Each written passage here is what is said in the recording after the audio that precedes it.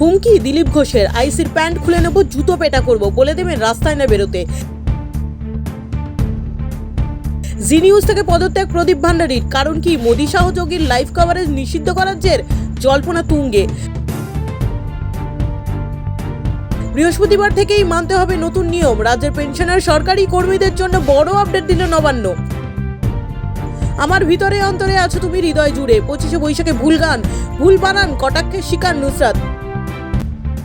অধীর চৌধুরী তো বিজেপিতে ভোট দেবেন বলেছেন, বহরমপুরের সভায় সেই অডিও শোনালেন অভিষেক। কমেছে হিন্দুদের সংখ্যা, মুসলিম বেড়েছে 43%, নির্বাচনের মধ্যেই প্রকাশ্যে রিপোর্ট।